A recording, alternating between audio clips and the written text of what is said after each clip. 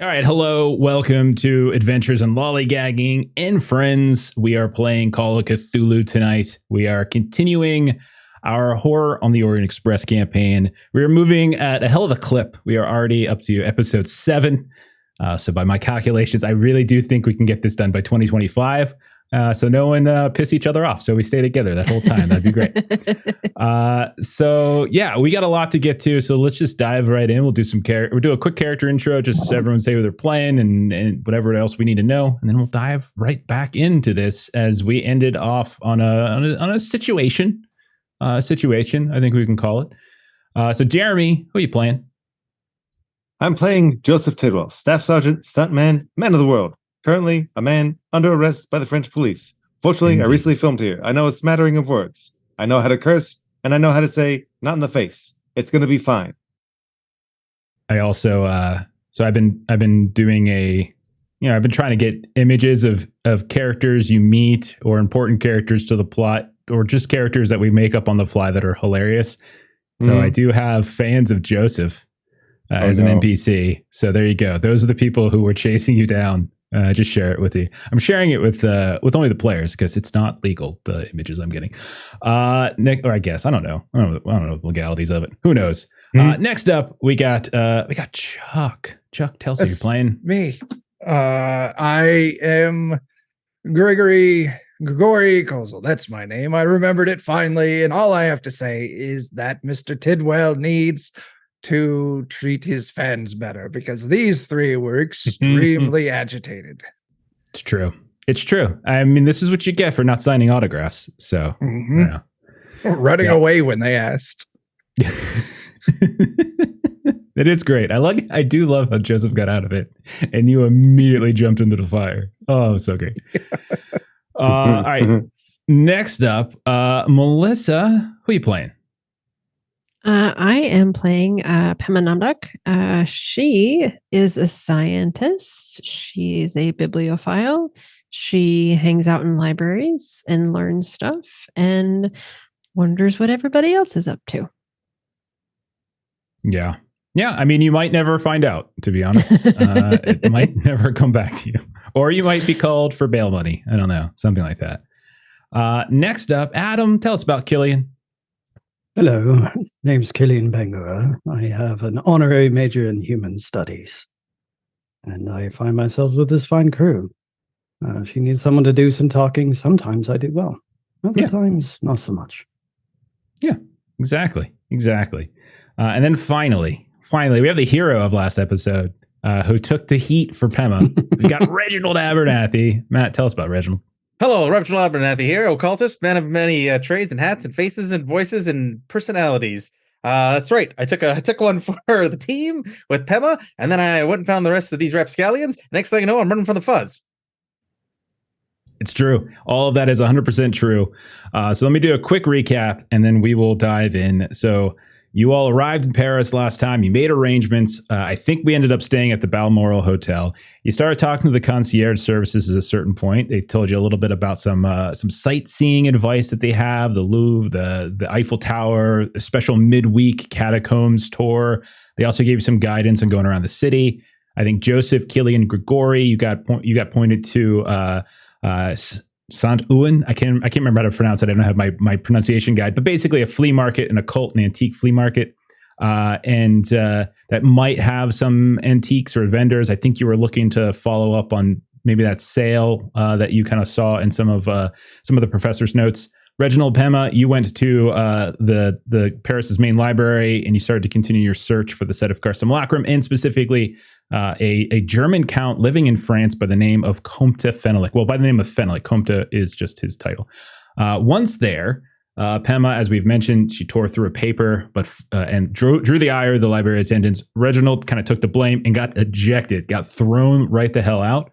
The day wasn't completely lost. Pema did manage to get some very important handouts, some very important references. So she got a diary from Mademoiselle de Bruyne. She got a report from Captain Louis Malon, and she got a journal from Lucien Rigaud. All of these are handouts. In short, just to sum it up, the Comte was known for throwing really lavish feasts and very lascivious parties, but rumors started to rise that a lot of really like kind of evil, salacious things kind of went down at these events, and it pissed the queen off. The king's men decided to raid, on orders from the king, decided to raid the Comte's manor in Poissy, which is it's like a suburb west of Paris, and discovered that there were like torture chambers and all sorts of other little devices and things within the manor. They burned that manor down. And despite some rumors that Pema had seen elsewhere, the guy was deemed mad and thrown in the kind of committed to the Charenton Asylum permanently. Meanwhile, the rest of you, so Killian, Grigori, Joseph, you went to this antique vendors and this flea market. Killian, you made a friend with a sculptor there, and you actually purchased a surrealist piece. Joseph, yes. You found some child pickpockets and met a strange woman in the middle of a tent all by herself, who seemed to sort of be this like central network of these childish pickpockets. Between the two and Grigori as well, you got some basic information that maybe the selling that you saw in the professor's notes, maybe they sold it as something else. It's probably not as bluntly like, hey, this is a piece of the simulacrum. It might have been maybe one party didn't necessarily know what they had type of deal. You also got a reference to a shop called, I think it's called the Black Cellar, but like in French, it's La Cave Noire, something like that. Reginald, you eventually joined them, and Grigori, I think you were the one who noticed the heavily robed figures around that were following Joseph. They shouted at Joseph, "Come back!" or like that Joseph has come back to them. And then all hell kind of broke loose as Joseph ran. Grigori, you approached them, tried to intercede. They promptly took you hostage after you proclaimed being Joseph's lover, and they were going to try to get Joseph through you at that point. A little bit of a brawl and chase kind of ensued. Yeah. Dust sort of settled eventually, and what we ended up with was a display tent had been destroyed. Joseph and Grigori are handcuffed by that tent. The police have interceded. Killian and Reginald are still in the area. And the roadmen as well were also kind of placed in handcuffs. So that's about where we're at. So we're going to pick up right there. So let's just reset the scene. There's several police officers here now, quite a few. And as you're looking around, you can tell that they're trying to decide at this point what went down, who they're bringing back to their stations, and who is the victim, who is a witness, who is a criminal. Like that's what they're trying to sort out. And so they're asking all manner of people. And so you see this big crowd of these different flea market attendees. Some of whom are dressed normally, some of them are dressed in like kind of this like sort of weird occultish attire as they start wandering out of their tents. And I'll say, Reggie and Killian, you have been questioned and detained, but not actually arrested. So they were just trying to get your eyewitness testimony. So I'm going to turn it over to you all. How do you want to handle this? Well, I was traveling with our friends and saw these three men accost him. And as he ran off, we went to assist. And sure enough, you all came along. So thought we'd let you take it from here. So you're speaking to one of the police who is having difficulty understanding you, although some of them speak broken, bits and pieces of English, they're not particularly fluent. Joseph's the only one amongst you who actually has any bit of French in him. But they look at you kind of confused. Please, slower, please. They accosted. For what reason? Just theft? Did your associate steal something? Did they know one another? People do not just accost each other for no reason. There must be a reason. I'm sure there is a reason, but frankly, I don't know it. Yeah, I see. Yeah. Thank you for your time. I suppose we will have to take them all back with us to the station if that is the case. And we must sort this out. It will be a very long day, I think. Do you have a calling card? Of course. And so he will give over a card as to like what station like people are going to be brought to. Mm-hmm. Other people are willing, are able to chime in here and do something. So this isn't like, it's not all over just yet. I'm innocent, and I swear it. Innocent, you say? You're Yes. innocent. Ah, I see. But we saw you and these others in a scuffle within a very peaceful flea market. That is and true. I'm assuming, Joseph, you're trying to Yeah. translate at this point. Difficult situation. He begins speaking in broken French. I worked here months ago for a film. Those men have pamphlets of my films. You can search if you please. Strange men, I don't know. They started calling, come back to us, come back to us. You can look upon them and see they are quite strange. And I play a tough man in movies. But when those strange men holding my pamphlet said, come back to us, I rather shamefully ran because I only play a tough man. My friend tried to speak to them. He's I did. more rational I don't than know I that, am. though. It's French. It would seem that perhaps something is wrong with these men. And for whatever reason, to get to me, they held him at knife point, at which point I summoned up enough courage to come back because he is my friend, and I would normally not want to be involved in violence. I'm not going to leave my friend to be held at knife point by crazy people. And that is as simple as I can put it. I'm a bit ashamed. Roll a French test. Let's see how clearly You're right. this How much of that can message come is through. conveyed. Yeah. Oh And boy. Just as a reminder, we have lots and lots and lots of audience support for How's that? Is that like he a has plus? 94 luck. He's fine. No, but so how does it just add like a plus 10 to the chance? Or Plus something? 10. Yeah, it's a plus 10 to the chance. I'll give it a try. Would you like one? Yes. Yeah. So just Okay. roll it and we'll just know it should be 10 higher. Yeah, that's fine. Yeah. That's fine. Okay. Oh dear. Nope. Would you like to spend 47 luck to ensure that your full explanation has gone through? Honestly, no. So he I turns kind of enjoy that it's broken up. to Grigori, and he has like a kind of a puzzled look on his face, and periodically he kind of looks over towards Joseph as if something Joseph says didn't quite make sense. Your friend here says that you decided to intervene on his behalf, that they were coming towards you, and you decided to fight them. He said you wanted to ensure that they could not harm him, so you would harm them first. No, that is decidedly not true. I thought they were fans and he confused. So I just was trying to talk to them to let them know if they wanted autographs, they could have them. And I am going to attempt to speak this entirely in French, a language I do not know.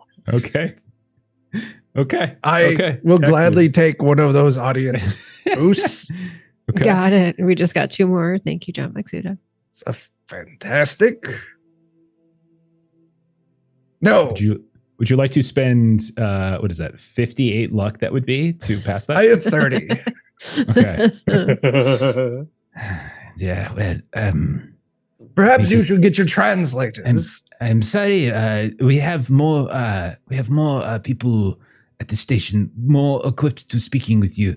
And then they kind of exchange, like they kind of talk back, here and there. But you see, like, they start now. The 3 guys that assaulted Joseph, they start kind of picking up, and you can see now there's some wagons that have showed up, and they start loading them into one wagon. And then let me see. Yeah. And then they start loading you 2 into the same wagon as well. And so the Are we 3 of the Kenyan, Handcuffed? you're all handcuffed. You're all bound. And so they bind you, and all 5 of you go into the back of this, paddy wagon basically, and you're on benches on opposite sides of this van, staring at one another. Merci beaucoup. Have a wonderful day. And so Joseph, you see as you sit down, they're staring at you. Like these three guys are just staring at you, not angrily, but like in amazement, like just in shock. Like to an uninformed viewer, it might be idolization. Like they're looking at you as if they are fans of your work, but you know it's probably something more. And you just see them kind of staring at you, and periodically you just hear them whisper, "You have come back to us. You have come back to us. Yes. You were taken from us at a very young age, and now you have returned. Oh, yes." And so they just kind of mumbling here and there under their breaths. "Do not worry. We have other agents within the city. This station will not be able to hold us. We will take you with us. Your manservant here," as he kind of like sort of gestures over towards Grigori, "he will not interfere either. We will leave him, and it will be you with us, as should be."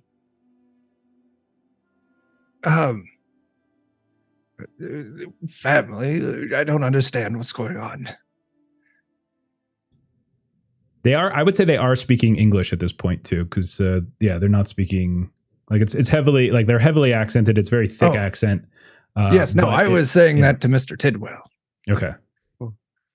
Yeah, it would seem this is the family that I never knew I had, and they are very fervent in their care. I hope you don't find this offensive, but I don't see a lot of family resemblance.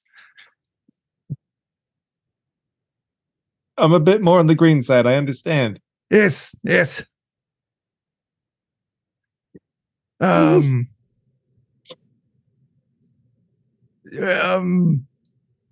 So if I am to understand this, you all expect to take Mr. Tidwell here with you? They look towards you with sudden disgust over their face. And they Yes. Same look my ex-wife gives me. It's not going to do anything. Oh my God, is Karen in this too? Of course. Oh God. I'll need to find the Russian version of Karen. And so, yeah, he just looks over to you. It's like, he is one of us. Our group. He was born under a very fortuitous sign, and he was stolen from our people when he was but an infant. But we would recognize those eyes, that skin, anywhere. We have searched long and hard. And he's like trying to reach into his pocket, but he can't, obviously. And then we saw one of these motion pictures, and there he was. It was hard to tell because the black and white, but we could see it in his eyes, the face. And we have been scouring France. We have been looking for this fishman, as they call him, the fishman of Scaramouche. Well, you've certainly found him. So, yes, and we will not let him from our sight ever again. That would be fine and dandy and all if it wasn't for the fact that he is a wanted man here. Yeah. And they intend to hang him before the week is out. Okay.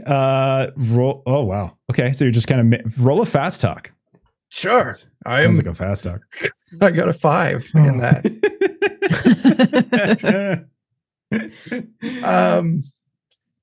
I can't luck that into a success. If you like. No. I had to hit a 5 or less, and I got a 39. Even if I spend all 30 of my luck. Oh, you're okay. I'm still 4 short. They look at you. You are not good at lying. I'm I not. see right through you. Your face begins to sweat in strange places whenever you do.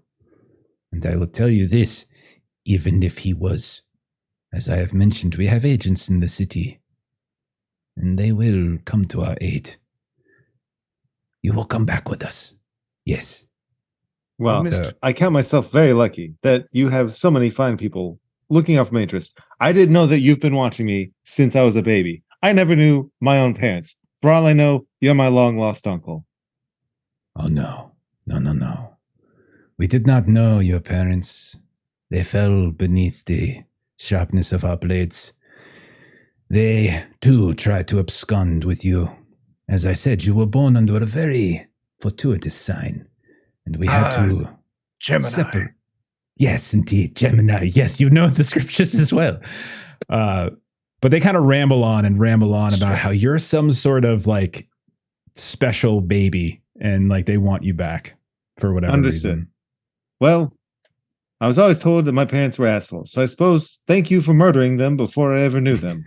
I'm so privileged. You know you were an orphan, my boy. Oh, I've known that for a long time. I just didn't know who killed them. So it's great to meet you. It is. They don't get the sarcasm. It is great to meet you as well. And we'll cut over to Reginald and Killian, who are back at the flea market. What do you two want to do? When I eventually came back, are the paddy wagons there? Do I see this? You've seen them getting loaded up. You've seen the door close. They haven't quite pulled away yet, but they've been loaded up, and it looks like the police now are they've decided what they're just going to bring all of these parties back, and they're going to sort it out downtown.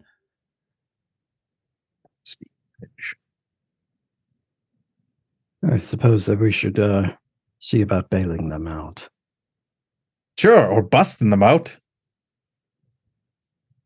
Oh, time for a jailbreak. Frenchie? I suppose. I don't know what you are you friend. I suppose if you're feeling adventurous. Well, let's go. All right.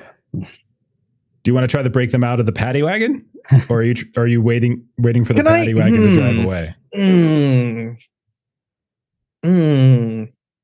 So there's cops milling about right now? Are they kind of like they're getting final statements? Like okay. You can see a few of them are getting final statements from some of the vendors here and there, and like they're still kind of talking. No one's getting they've locked them up in the paddy wagon, but otherwise they haven't pulled away yet. You do have a couple moments to try to do something if you wanted to try to do something.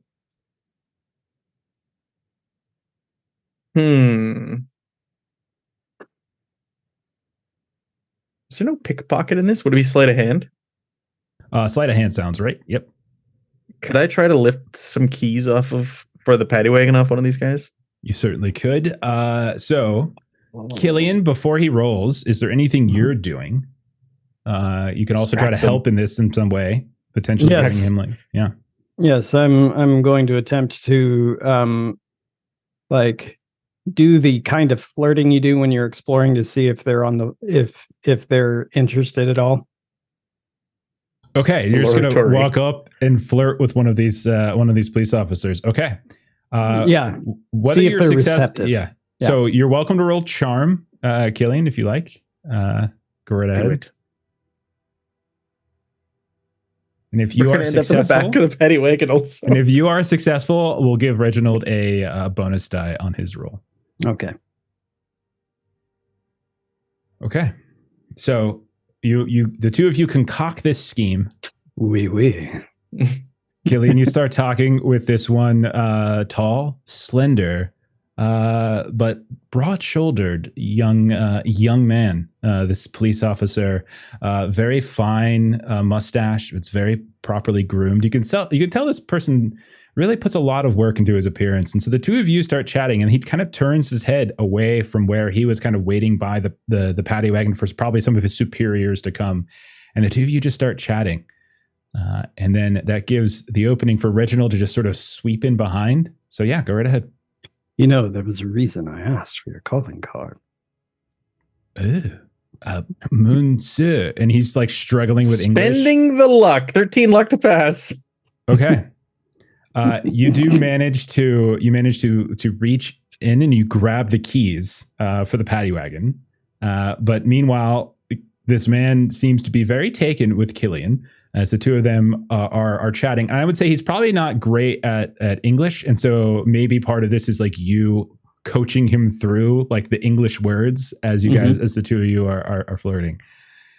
So then, Reginald, what do you want to do now? I would like to nonchalantly wander over to the paddy wagon and open it. up? Unlock? I'm assuming there's like a padlock maybe on the back of it, or yes. So I mean, think of it like, I don't know. Yeah, but we can say it's a padlock. Sure. Yeah, I was thinking of it like a door. Yeah, we'll think of it like a padlock. That makes sense. Okay. Do I need to roll anything? Or I would say let's roll a stealth test for this whole process. I'll still give you the bonus dice since Killian is still working as a very effective distraction right now. But there are other cops that are milling about here and there, so it's always possible someone else could see you.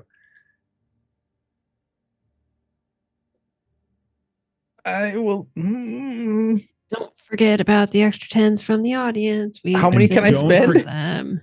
And don't forget, I think we only do one or two. But don't forget, you can also push in Call of Cthulhu as well. It's not. Yeah, but it's really bad if you fail the second time, and my stealth is not good. I can tell you exactly what's going to happen to you. You're going to get arrested and thrown in the wagon with them. You could spend an audience and spend 20 luck. I will spend an audience and spend 20 luck. Okay, that's fine. We'll take it. Okay, so you managed to get the door open. And you have very little time. Joseph and Grigori and these three other Kenyans are inside. They've just finished up the conversation that like you come in right as they're saying like, we will bring you with us. And you see the all five of them are sitting on these benches. Now they're all bound. How do you want to handle this? What do you guys want to do? I'll just turn and look at me and I look at them.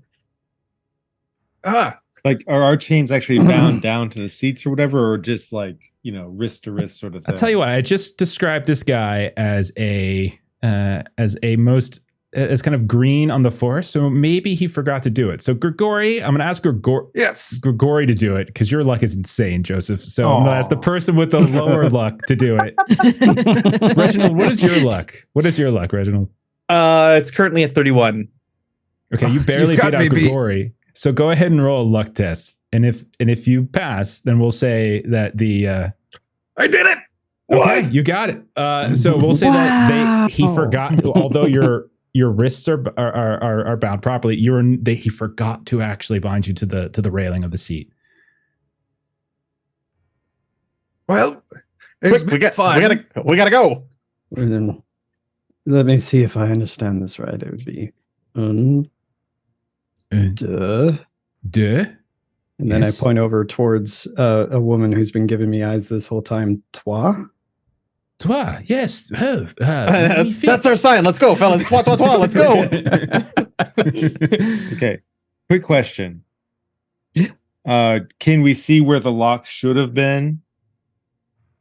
What do you mean, like how it works? Like you can see how it works. Yeah. Yeah. I want to make sure that the other guys are locked real quick before I leave. Okay. I'll make sure that they are locked down. Okay. You need me to roll again. I'll let Joseph specifically roll this luck test. Go ahead, Joseph. Roll a luck test. Oh, for them being locked down? Yeah, for them being locked up. So are you like wanting to lock them before you? They were locked in, but for some reason he missed the two of you. So it's just maybe he got distracted by Killian or something. Who knows?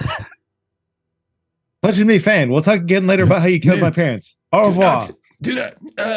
And then like they're kind of shouting at this point. No, return, come back. Okay, so you guys hop out of this paddy wagon. You both have you've got you got handcuffs on effectively, right? You have manacles of some kind. Killian has managed to distract the guy by the paddy wagon very, very well. However, these guys are starting to shout now, and so how do you want to handle this? Slam the door and run. I think they should run. I want to just drop the keys underneath the carriage and just kind of walk nonchalantly away while these two escape. I don't know. Okay. Distance myself from the two convicts. I think you can do that. That's fine because you did roll your stealth already once before, and you've made a couple rolls. But if Joseph and Grigori want to run, I'll tell you, I want stealths from both of you to see if you're seen running away. I mean, we're still fairly close to the flea market. Like we've traveled a little bit, but not too far.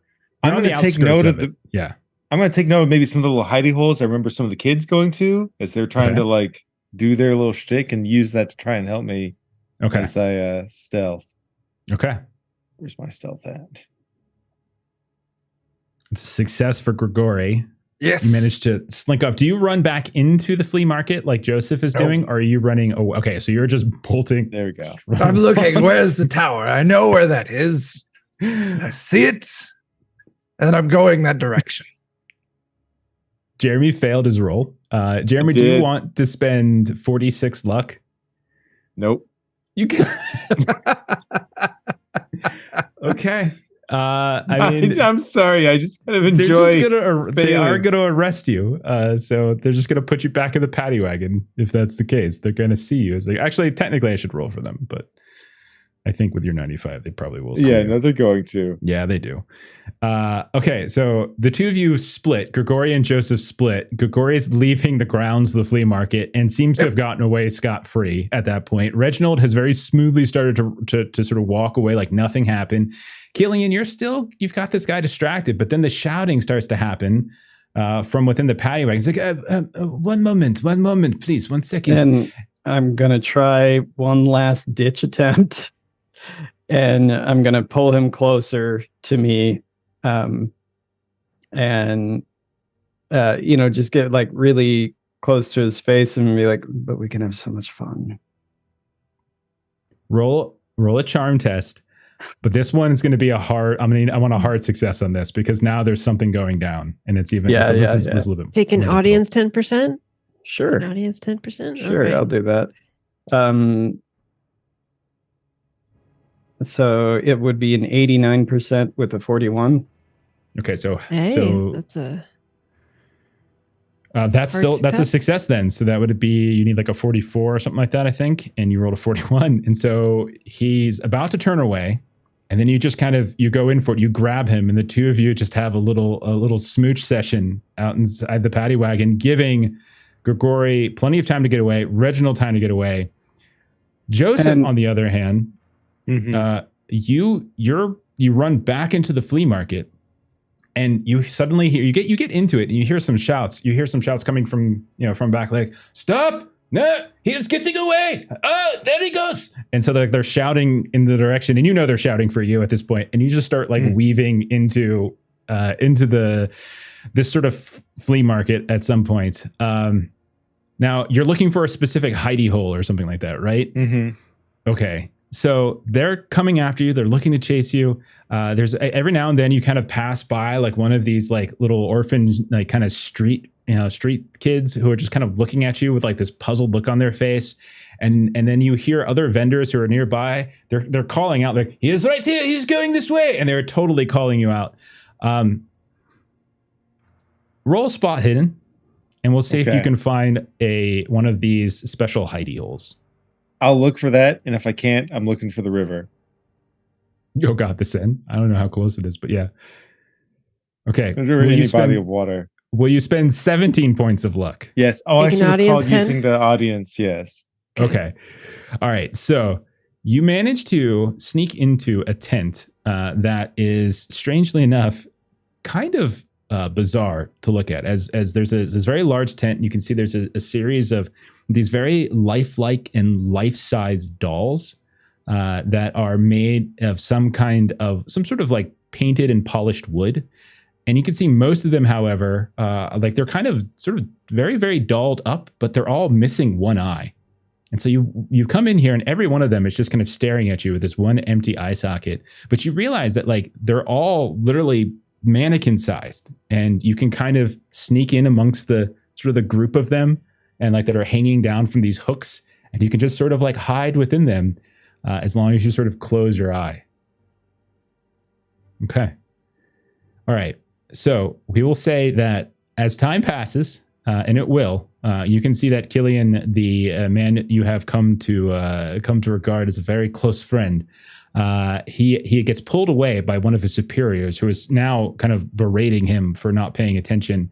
And then they look inside the paddy wagon, and they see that two of their suspects are missing, and there's just this cacophony of like screams and yells as they're shouting at one another. There's points that are going in all sorts of different directions. Some of them are like pointing in the direction that Grigori went, but like 5 minutes ago, 10 minutes ago. Some of them are pointing back into the flea market. But at this point, Killian, I'll say you're kind of broke up from this moment, and the cops are starting to fan out. Reginald, Grigori, the two of you are away. I think you guys both said you were walking away. You're clear. Yes. You're in the clear. And we'll take a break from this because I do want to get Melissa into the game briefly, as I have to now think about what the hell I'm going to do with this. As I will kick it over to Pema, who's still at the library. Yeah. As I put in chat, I've been reading and reading and reading, and I've like quietly laid my head down on the desk. I will say, like, I'll give you one more library use in French test you can do today. And then we'll say that's enough for one day. All right, so I'm going to do French first. I only have a 40, so I'm going to take an audience to make that a 50. And I rolled a 6. So yeah, I doing real good with my French. And then I need to roll a library, which I have library 73. So let's see what I get with this. And that is a 43. Okay. So succeeded there too. Okay. 40. Is it a regular success? Sorry, I didn't hear your numbers before. 40. The French was a 6 under 50. Okay. And What's the library is a 43 under 73. Okay. Do you want to spend 8 points of luck for a hard success? And I'll give you an extra piece of information. Me and my 11 luck will go through the rest of the day. There are very extreme yes, I spent positions of luck. Okay. So you're going to find, I'm going to say you find two things of interest. Maybe as you kind of put your head down and kind of get back up, you notice something. In addition to the Louis Malon, the captain, who you were kind of was reading, going through his journal here and there, and he was one of the King's Guards, who was sent to Fenelix Manor in Poissy, and there he was the one who was kind of recounting all of the horrible torture devices, the depravity that was kind of going on there. But you realize that sort of not so much an entry into his diary, but as just an insert at the end of this document, or at the end of this book, which you had kind of dismissed a lot of it because much of it went off into his own life and had nothing to do with what you're researching. You find actually one related document, and it is an inventory from the raid of what was actually taken and sent to the treasury, the king's treasury, from the from this manor house. It lists a whole significant bits of paintings, specific styles, a few noteworthy artists of the time. Various snuff boxes, a significant amount of wine, different cases, vineyards, and stuff that are listed with various levels of specificity. All sorts of references to specific types of silk and clothing, and then there are some details as to that clothing. Some of it was used for unknown purposes, but clearly nothing that would be suitable for public display. And then finally, and most notably, and this stands out to you the most, there is a listing for statuary. But next to it, there is a note that says incomplete. And I would say you are smart enough, Pema, to piece together that this basically means there was a statue of some kind, or statues, but there were missing parts of some kind. I got it. And so these things were taken from the manor and taken to the official state treasury? Indeed. Now, the next thing that you find, since you did get a hard success, I'll give you a second thing. You actually find, this is probably referenced as like one of the librarian attendants comes over to you. It's later in the afternoon. And begging your pardon, madame, there is a second party here today that was researching very similar subject matter to you. And I thought before I put back part of what they had seen, I could share it with you. You might be of interest. And he kind of takes out what looks like this sort of tube, and very carefully with his gloves kind of pulls out this large parchment, kind of unfurls it very carefully, sets down some weights on each corner. And what you see is actually like the plans, the architectural plans for this manor. You had learned prior that like the Fenelix home was something of an architectural oddity. Like there was sort of this mishmash of styles, like classic Greek medieval buttresses, but also like these very freshly built towers and such. Sometimes Gothic style, like everything kind of mixed and matched, and even some of like the English fashion, which made no sense for a suburb west of Paris, really. But you can see that there's, first of all, it's a 3-story building, dozens of bedrooms, a ballroom, and there are numerous like sitting rooms that are all kind of marked out. The plans are in relatively decent shape, actually. They're pretty well kept. And you can see that there's also some extra details about these down leading stairs that seem to indicate the existence of an unmapped cellar area, meaning you see stairs going down, but you don't see anything represented in the plans that suggests where they go. So it's completely unmapped. You also see like a little cameo that's kind of that sort of does this little etching, this sketch of the manor's like front view. But as you're kind of looking at this, and the attendant kind of steps away, you start to get this sort of strange and unsettling feeling. There's something about the lines. There's something about the sketching. There's something about the rooms. There's something about what you know about the history of this place. The drawing, actually, of all things, it's in some ways it just seems like it was designed by not a rational mind. Someone perhaps mad. Someone perhaps trying to design a home for reasons beyond just living in it, as if they were trying to appease some sort of dark desire. And I need you to roll a sand test. Sure. Yeah. Let's see. These angles, these rooms, these lines, it's the workings of a subtly crazed mind. Nope. That is a 92 over 61. That is a fail. Go ahead, just take 1 point of sand. That's it. Nothing more than that. But it is very, very, very unsettling. Now, the one thing you don't get from this detail is you don't have the specific site of the villa. All you know is that it was in Poissy. That's it. The suburb. That's it. And if you consult with the attendant will say that this is all that they have. But perhaps the town hall in Poissy might have more information. But this is all we have. And this the story behind this is that it burned, right? That this manor had burned down. Madame, when you mentioned that someone else was looking at that, are you referring to the very rude gentleman with me that accidentally ripped your book? Is that who you meant? No. We have hired a sketch artist to piece together a picture of your assistant, so we can post it near the opening entry hall and disallow his entry once more if he tries to find a way inside. No. I am not referring to that culprit, that fiend, that brute who should be in prison. I am referring to the two Turkish gentlemen who spent much of the day as you over. I'm sorry, they are not here. They have gone. They have left. I just spoke with them, but they were sitting in a far corner, working much as you, and very curious. Such rare subject matter to have two parties on the same day. We have not removed these items from the vaults for, according to the logs, for decades. So to see two in one day is, very coincidental. Yes, colleagues of yours, perhaps.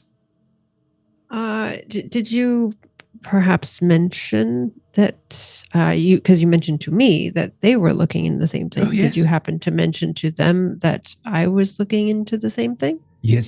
They were asking for certain documents, and I said, I am sorry, but there is a woman, and I pointed to you, and I said, perhaps you might be able to, they could come sit by you, and you could share the work, but if you have not met them, I suppose they did not do this, but yes, they are aware. I see.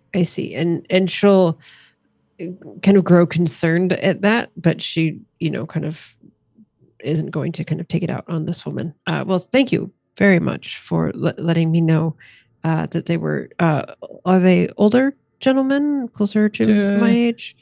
How old does Pema look? Pema is 39. No. They are contemporaries of you. Neither was particularly. She kind of looks particularly attractive, though. If that is what your concern is, they look very. They had a very. What is the word? Angry air about them. Resting, mean face. I see. That is definitely helpful for me in case I happen to run across them again. Did it seem as if maybe they were going to go and look at the town records for this? Oh, I did not inquire. They were researching other things as well. I did, but it is. I did not know what the next steps are, but they could perhaps be here tomorrow to continue. Yes, I see. I might go look over, see if there's anything left on their table that I might not have thought to ask about. Thank you for. I'm sorry. I have already given you the one piece that there, and I had returned the others. And it is, as you can see, and you kind of she points around, and there's many people that are kind of getting up and leaving. We are nearing closing. I cannot retrieve any additional items from the vault at this point. They have to start returning. If you are interested, you could return tomorrow, of course, and continue your research if there is more that we can help you with. Well, thank you very much. You've been so very helpful, and I do apologize again for my associate. I don't imagine that we will be darkening your doors again. Yes, I imagine if you need an assistant, we can recommend one that is far more capable than the one that you provided. Speaks French as well. Is a student at the Sorbonne. They would be more than happy. We have many research assistants that we often are looking for additional work. So if you need such an assistant, you can inquire tomorrow, and we could make arrangements. If I am in need, I will let you know. Thank you. Excellent. Very much. Excellent. Bonjour. And so she goes off. Does her thing. Okay. So let's cut back then.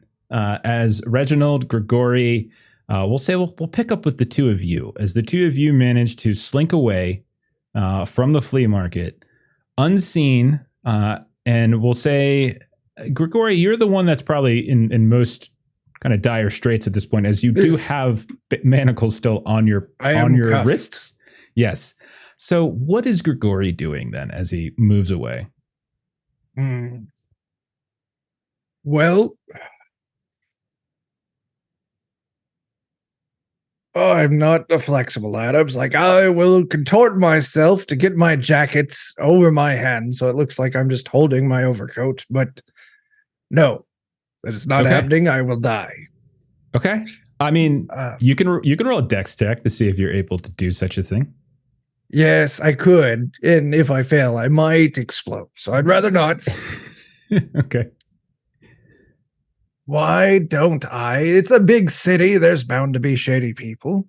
Okay. I am going to look for some kind of criminal-looking dive bar. Okay. Sure. We went opposite ways, him and I? Did. Okay. Reginald, if you want to roll spot hidden and see if you can see Grigori lumbering through the streets with manacles on his wrists. Yes, go right ahead. Passed. Okay, I will say at a certain point, as the two of you are probably a mile away from the flea market, you've been taking different routes, but you're kind of weaving in the somewhat same, say, northeasternly direction. You do see Grigori kind of in the middle of an alley between these two buildings. There's people moving by in the street. It is winter time, so maybe there's not as much traffic, but there's still plenty of people in the street. But you see him kind of peeking out from this alleyway as if he's looking around for where to go next. Okay. What sort of shops are around me? So over here, there's plenty of cafes. You can see, I would say at this point, it's probably afternoon, closing in on evening. But you can see there are restaurants, cafes, a few clothing shops. This is not the most elegant part of Paris, but it seems at a decent enough place. What are you looking for? Is there something in particular? A you're looking for? hacksaw. You're looking for like a tool shop? Yeah. Roll a luck test. We'll see if there's something nearby. Nope. Okay, Negative. you do not see anything so obvious as a tool store or a general store. It doesn't look to be. This looks to be more like fashion in restaurants and such. Okay, I will make my way over to Grigori Okay. and connect. So, Reginald, Grigori, you're in the alleyway together. Oh, there you are. Hey, I've been following you. Where do you think you're going? Everybody sees those doohickeys on your arms there. We got to get Yes. those off you. That is what I'm looking for. I'm hoping I can find some criminal elements and pay them to free me. I tried finding a hardware store. There's nothing around this area. We got to go back to where those shady folks were. Maybe we can find one there. I do not want to head back to where those shady folks were, because that is also where the police were. Oh. And the shady folks who tried to stab me. But Joey's over there, isn't he? I have no idea. I haven't seen him since we escaped. I would And presume Frenchie. so. All right. Maybe if we could find an office supply store and some paper clips, I could try and pick the lock. There's a Staples around the corner. What is French for Le Staples? Office Depot. Le Office Depot. Depot. That's good, man. Depot. It's got to be a French word. I think so. Le Office Depot. Yeah, sure. Sure. Well- let me Well, think why don't we something start here. with this? Do you guys have any gear that you might have been carrying in your pockets that might be useful or anything like I got that my first? electricity gun. You could shoot I him. don't think that'll work. If you would like to shoot Oh, I him. have, things are I made have of metal. lockpick tools. I legit have lockpick tools on my That's what I was character wondering. I could have sheet. sworn that was on someone's sheet, which is It's why I was my sheet. asking. And I worked on getting better at locksmith when I was on the train On the here. train. Yeah. That was my Okay. whole little thing I did. Okay. Well, Uh, I'll be. So if you would like to roll a locksmith test to try to get him out of these manacles, please go right ahead. Oh my god. Oh, I might have made it worse. Oh God, my goodness. hands. So I'm just gonna say that what happens is that you're somehow the handcuffs multiply and you too are handcuffed now. No, your tools break is what's going to happen, and you're going to have to replace them at a different fiddlesticks. time. Yeah. So not only are you unable to get him out of these manacles, but your locksmith tools are now broken. All right, maybe we need to find these shady characters you're in it right Either for. that or we need to make our way back to the train. Yeah. At the very least, you could take the coat and put the coat for him now over. Like you're here, you could do that. Yeah. That's true. All right, well, take my coat. Thank Okay. you. And so, are you then going to try to work your way back to public transit? Are you? Well, I was just thinking, and it depends on you, Mr. Abernathy, if you think this is a good idea. I found myself in this predicament before, but at that time I had my rifle with me.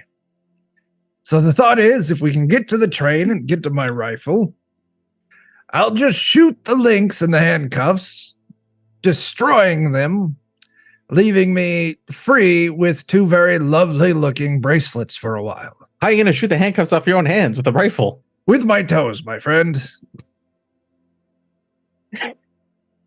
Okay, so you probably have your rifle at your hotel. It's probably in your luggage that you Even brought better. to the Balmoral. So if you two want to start working your way back to your hotel, I think that's something you could do. No roll necessary. I think you could do that. All right. Okay. Let's go over to Killian and Joseph then. Killian, let's start with you. So I would say you probably weren't necessarily privy to every single direction people went, but you have seen some random people pointing in the direction of the flea market and some others kind of pointing away. Your policeman lover has been called away. What would you like to do, Killian? Well, I suppose I would wander back to the shop where the artist was and, just hang about for a bit, ask a few questions, visit a bit more until things die down. And then, just roll on over towards back to the Bristol after a few hours have passed. Okay. I mean, Killian, no one's after you. So all of this happens without any issue. You go back, you recover your statue, and you speak with the artist. The market's breaking down for the day. It's breaking down a little bit early. It usually stays open until dusk, but it's doing it maybe an hour too early considering the hullabaloo. But yeah, you have no issues whatsoever. Yes, the 30-hour work week. I'm jealous. Let's go to Joseph then. So you've been hiding out. Roll a listen test. Okay. See if I can fail that too. You'll be fine. You got all that luck. I'll take the audience thing. Okay. All right. Got it. Okay. Ah! At one point, you do hear the sounds of some of these policemen, and you speak French, so you're able to kind of piece together that they are specifically looking for someone they refer to as a suspect. You hear like kind of greenish skin, strange eyes, etc. They're kind of describing you, and like you think they're asking maybe an eyewitness, but they're right outside the tent. Do you want to try to sneak out, or do you want to try to stay here and hope that they don't notice you? See, I'll look around real quick. So, like, I see that we've got all these kind of like weird dolls and stuff. Mm-hmm. Is there anything nearby that it looks like that there's a kit that's been used to make these dolls look different ways? So I hear them talk about my greenish tint. Part of me wonders, what if I basically put on some makeup? Indeed, there are, in fact, some basic paints and stuff set up around here. Yes, it does look like there are some places where they can kind of customize some of these dolls, and there just to be a minor workshop. Yeah, I think that makes sense. It shames me to do it, but I'm going to take a page out of my friend Rangel's book. Once upon a time in the streets of France, I watched him spend 3 days as a mime. I'm going to mime myself up. Oh, God. Okay. Okay. And then are you going to leave? Or are you just going to try to walk out of the flea market looking like a mime? Or are you just going to linger and hope that they don't see you? I'll try and just kind of start like walking along. Okay. I'm going to want either, you can choose either a disguise or a stealth. I'll go stealth with a benefit from the audience. Okay. Got it. Oh, where were you, stealth? I somehow always forget where it's at on my sheet. I apologize. It should be like the third column. It should be in alphabetical order. So. Okay. You wait long enough. You kind of get some of this paint that I'm going to tell you right now is paint. It's not makeup. So it's going to be an awkward moment. And you basically white face yourself and you put some other extra like red on your cheeks and stuff. You look extremely ridiculous, but you are covering your skin. Maybe there's a piece of cloth that you can kind of put on as like a hood or something like that, or a hat that you might cover up because you're bald, I believe, as well. So yep. And you stroll out of the tent and move around as if you are meant to be there. I'm presuming you're kind of covering up, much like Grigori, like with a jacket or something. And I'm gonna see if they see you. I'm gonna give a little roll. While you're rolling, I'm gonna interrupt real quick. Welcome, Raiders, Murder Hobos, and Chocoros. Welcome in. Welcome in. Woo! Thank you for that raid. And Joseph, either maybe you're just maybe you've missed your calling. Maybe you shouldn't have been in front of the camera, but you should have been behind the camera as a makeup artist. For you do manage to get out of the flea market without being stopped. They don't actually, because the flea market doesn't have like one singular entrance, and there's not like walls or fences around it, and they don't have like this big old blockade anywhere. So you're able to just sort of like drift off and kind of wander off in a different direction. Nobody wants to talk to a mime. Okay. So at this point, can we say that all of you, through one venture or the other, find your way back to your hotel? Or did somebody else want to like rob a liquor store on the way? I didn't know that was an option. Escape the police is thirsty work. Okay. No, back to the hotel. So one after the other, eventually you do all manage to make it back. Killian, you said the Bristol. I thought it was a Balmora, but whatever. You make it back to your hotel. You kind of come in. Each one of you is kind of accosted. You could be right too, Adam. I have no idea. You come in through the hotel, and a couple times, like the concierge, like it's the Mr. Tidwell, Mr. Bangura, Mr. Abernathy, Mr. Koza, Ms. Namdai. They're trying to like say, is there anything we can get for you this evening? Are you going out to dine tonight? Are you attending the opera? We can get you opera tickets. We have specials. This, and they're kind of throwing out all these different options they have for you. So I need lockpicks and a shotgun. I beg your pardon. Lockpicks in a shotgun. And a shotgun.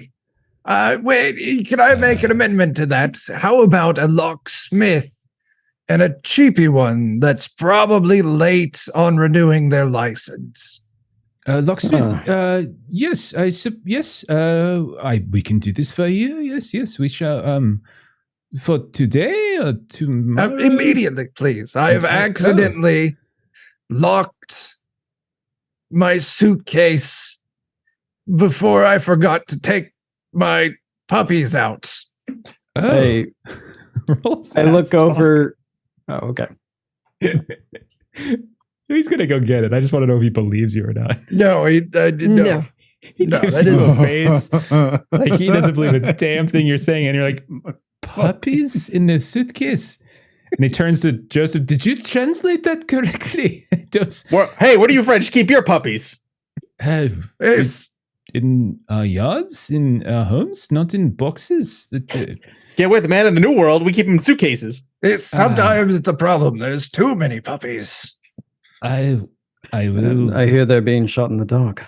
Oh goodness! Yeah, Monsieur, you cannot shoot puppies in this establishment. This is just a What? Just a locksmith. If you could point us to a locksmith, that would be wonderful. I will call one, and they can come to your room if that is what you prefer. Yes. Grigori, Yes. if you were to find a partner, you could use your current predicament for some fun. I hear what you're saying. I do. What would Joseph think? You are lovers. I think I'd like to ask. Go ahead. Parlez-vous français, as they say in France. What happens? I'm done with that line of thought. Please continue. Real quick, just from a roll perspective, can I roll like a spot hidden or something just to see if I was followed leaving the library? Absolutely, yes. Go right ahead.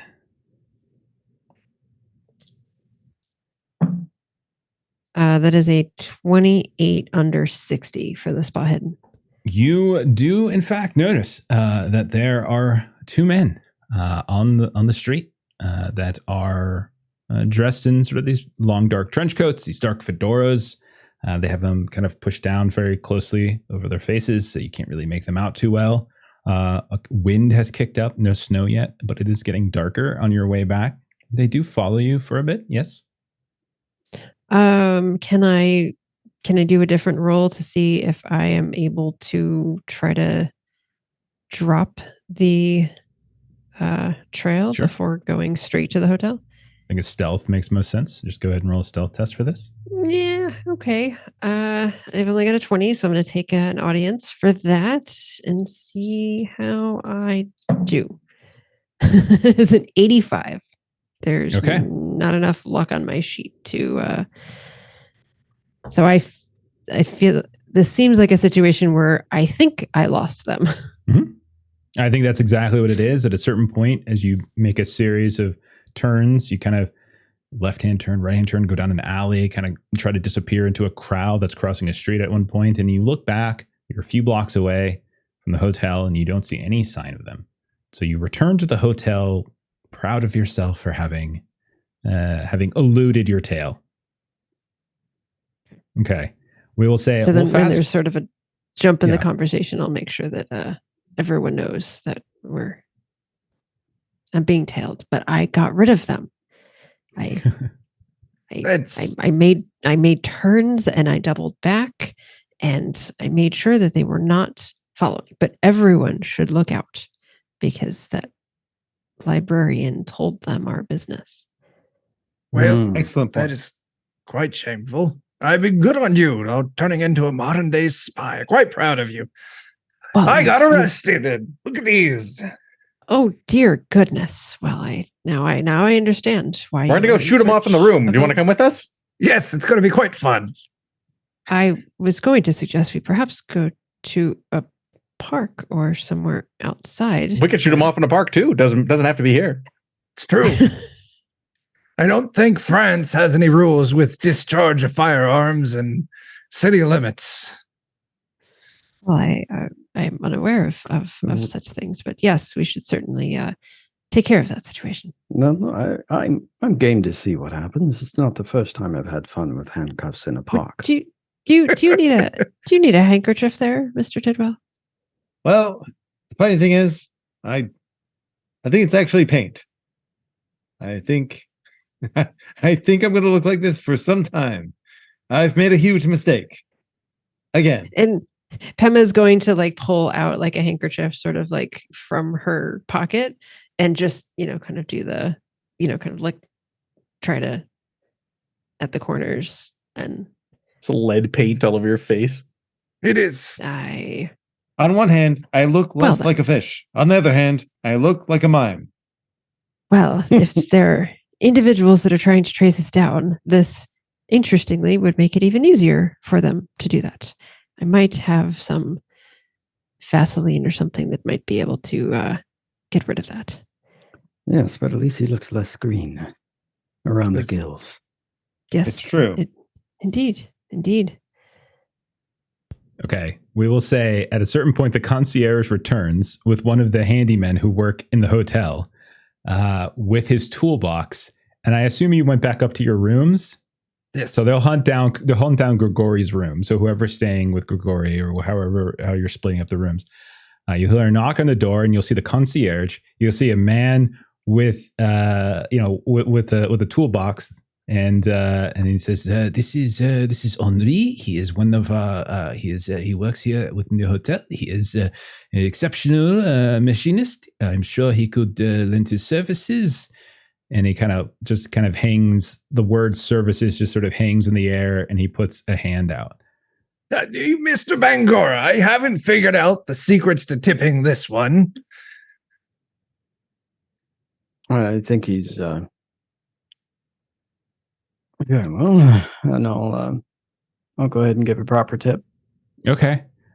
Sure. Roll. Actually, no. I mean, you're spending. I'm looking at you. I actually read a little bit about how gear and cash work. Finally, your spending level is $50. I don't think you've purchased, but you've purchased the statue today. So yes. I think Killian's actually probably running low on cash right now.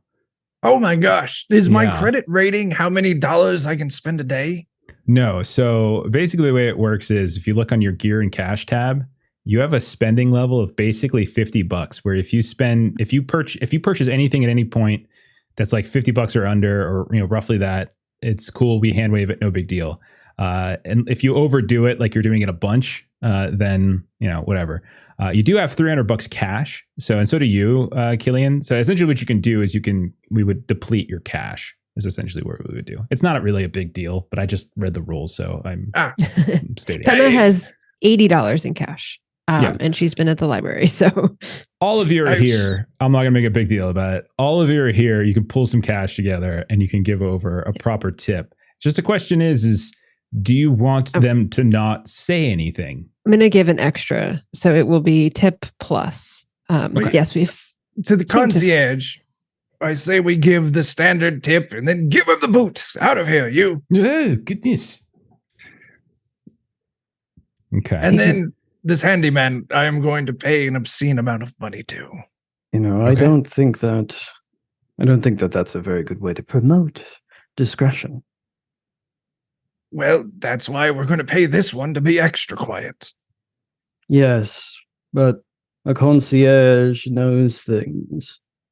And if a concierge knows things, then people usually ask them. So if they have received enough incentive to not say anything, I'll lean I- out. Concierge, come back. So you open the door. He's on the ground where you kicked him out, and he's rubbing his ass. And he's like, "What? What is this? Why did you do this to me?" I will turn my back and I will rummage through my wallet so he doesn't see my handcuffs. And then I'll turn back around with the jacket over my hands and I'll just drop $100 at him. Oh, well, thank you, monsieur. I Have a was good rude evening. and this is my deepest apology. Farewell. Rude? Of course you were not rude. You were being French. And then he I give him another 20 and send him on his way. Okay. Yes, I believe Okay. I believe there is an expectation of discretion. Of course. Have a good evening, and if you need a reservation, a local restaurant, please see me in the lobby. Good day. If you have anybody at the spa that does facials, I would appreciate their expertise. I'm sure we could. Oh dear, are you a mime, sir? It was meant to be a short excursion. I Oh. thought it was a temporary training session. It was, in fact, paint. Oh, well, Henri does have certain paint thinners. He might be able to rub it on your face. It's possible. You might ask him. He has a whole workshop in the basement. Wonderful. Henri, we're going to become best friends. And you, sir, thank you for your help. Of Can't course, wait of course. to take a paint thinner bath. Okay. So he's going to leave, and we'll just kind of go through this. We'll say that your manacles are off, no problem. You've paid them so well. You do have confidence that they are probably going to keep this between you all. I will say that Joseph, you can get most of the paint off. It still looks a little weird and flaky. It's probably going to take a couple days, but you get a lot of it off. And plus, the stuff where you like kind of paint thin it away is all kind of reddish and stuff. You're not looking great. It's gonna be a couple days probably before. I would say at any Okay, I've point, never looked good to begin with. if we ever do like we'll probably just say if you ever try to do like a charm test over the next like day or two, well, maybe we throw a penalty die in there just because of how Oh, yeah. disturbing you look. But it'll go away in a day or two. And at long last, as by the time this is all done, it is well past dark. You all, however, have managed to flee the police. After the craziness that went down at the flea market, Pema has many things to share. Tell me are you doing anything more this evening? Are we moving on to the next day? What's next? I'm good for a nap. My primary motivation is retiring to the bar for drinks. I mean, perhaps we should wait a day, but there was that the black the Cove Noir. Mm-hmm. But it may not hurt if we let things die down a bit before we go do that. I agree. Well, perhaps I should journey downstairs and bring something up for us. That would be amazing. Chilled vodka, please. And a carafe if they have it. I believe we have Anything some else? options for tomorrow, places that we can go investigate.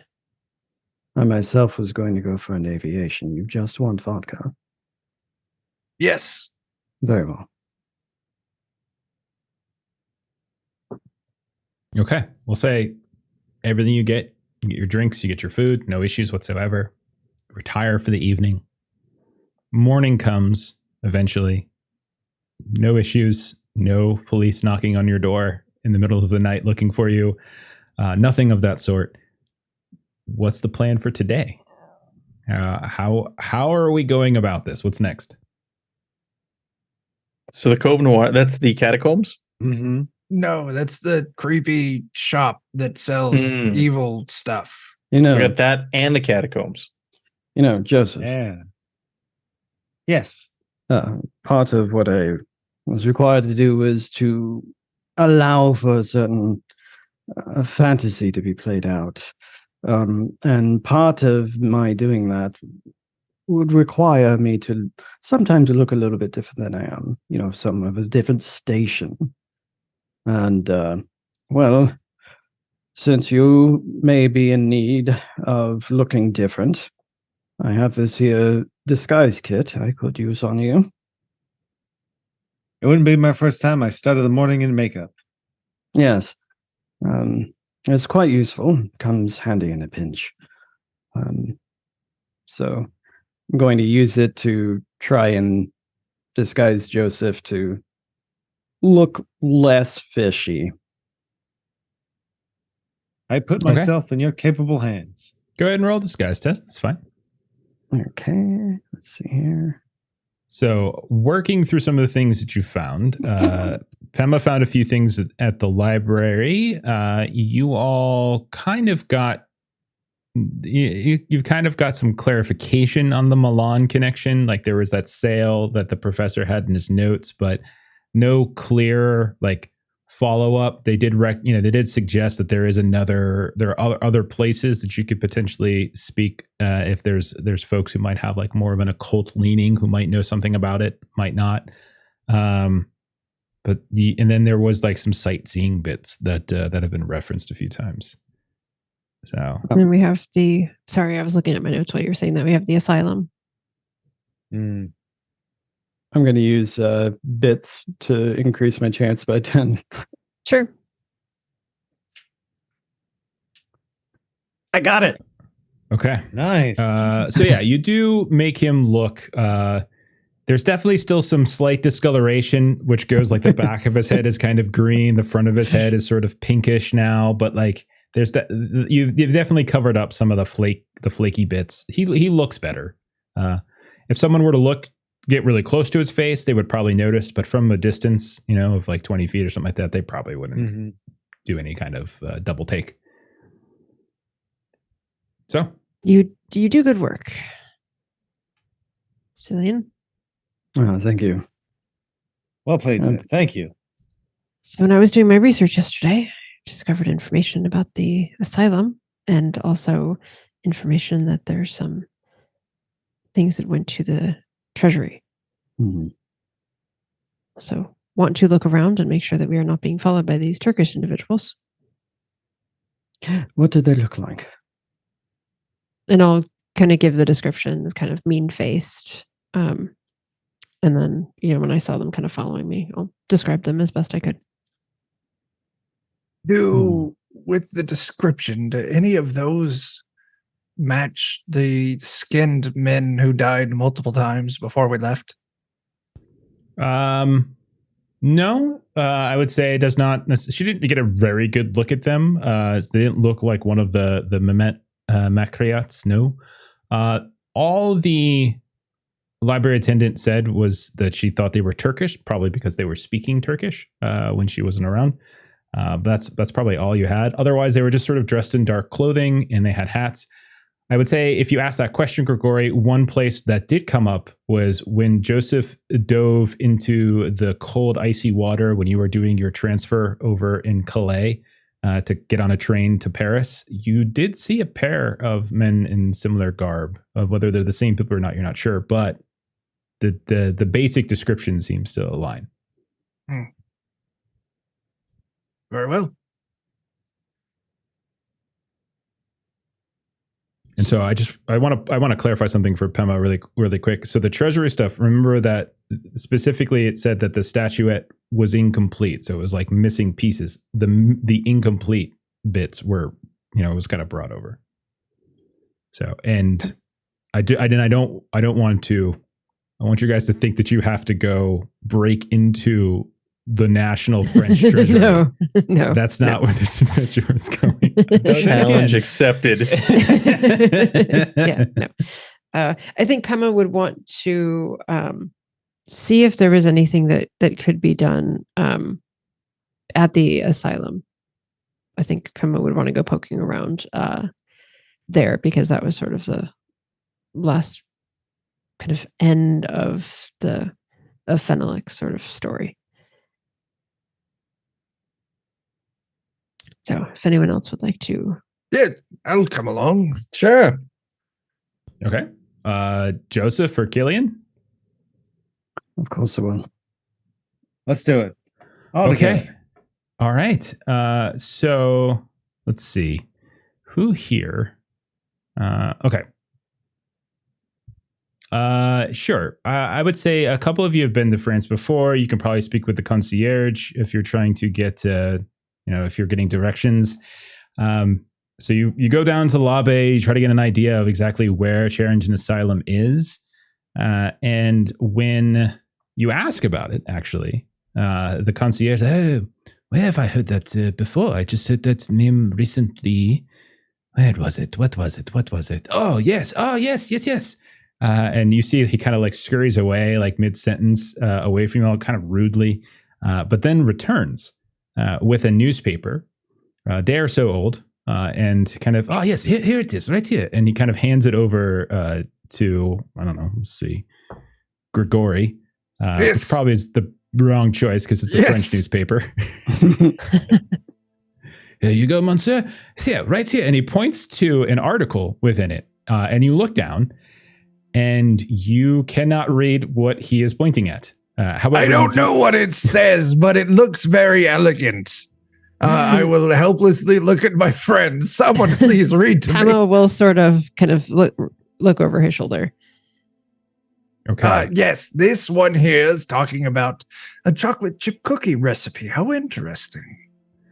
So, Pema, as you take a look at it, you are able to, and I've shared it with you all, both the French and the English version. So if you would like to read it, Pema, you can go right ahead. Did you say it? Yes, obituary, correct? Yeah, that's correct. No, Mr. Kozel, I believe you might have missed a word or two. No, it says nos plerons le peret. I'm pretty sure that means 3 cups flour. Yeah, no.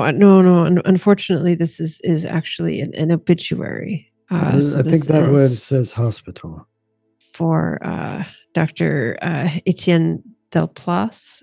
We mourn the loss of our esteemed director, a man of the highest professional standards and a true pioneer in the field of neurology. His loss by tragic accident comes as a great blow. We at the hospital, Mr. Bangura, you are correct. We at the hospital extend our heartfelt sympathies to his family, hoping that they may overcome their grief in time. The doctor will be missed by the Charenton community, Paris at large, the glorious nation of France, and civilized men everywhere. Dr. Francois Leroux, acting directory. That is Charenton, where we were just going to go.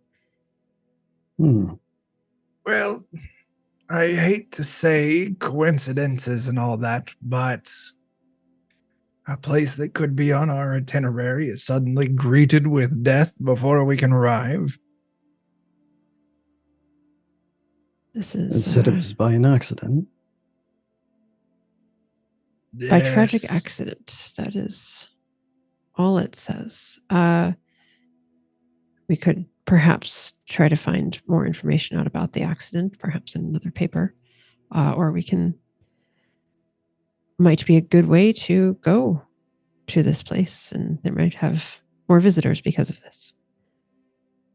Good with that. I was worried you were going to say we could go talk to the police about it. And that would be a terrible idea. I have an in there.